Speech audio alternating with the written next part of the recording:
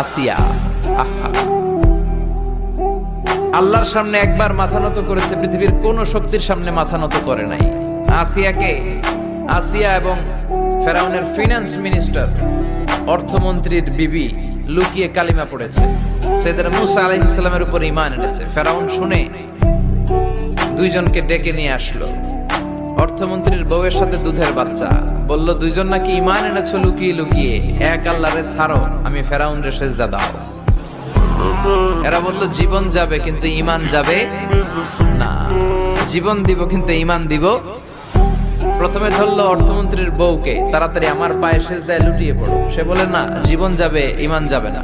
বলল তাই নাকি, দেখি তোমার ঈমানের কত পাওয়ার। জল্লাদরে বলল কড়াইয়ের ভেতরে আগুন গরম করো, তৈল গরম করো, দুধের বাচ্চাটারে টেনে নিয়ে তেলের মধ্যে ছেড়ে দাও।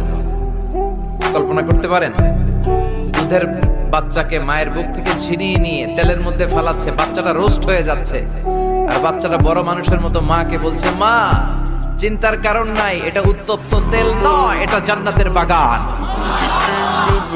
ভয় নাই মা, তুমি চলে আসো, তুমিও লাফিয়ে পড়ো, শাহাদাতের পেয়ালা থেকে মিষ্টি সুধা পান করো। মহিলার ঈমান আরো বেড়ে গেল।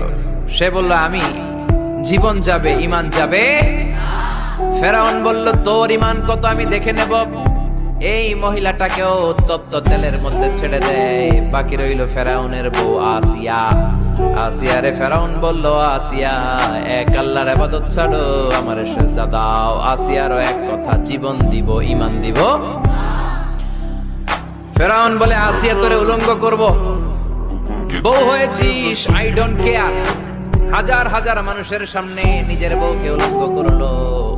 তক্তার মধ্যে উলঙ্গ বউকে শুইয়ে হাতের মধ্যে পেরেক ঢুকালো, পায়ের মধ্যে পেরেক ঢুকালো। এক একটা পেরেক ঢুকায় তক্তার মধ্যে ছিদ্র হয়ে ঢুকে আর ফিনকি দিয়ে রক্ত বেরোয়।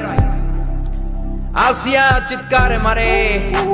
ফেরাউন বলে তাড়াতাড়ি আসিয়ারে তেলের মধ্যে ফেল।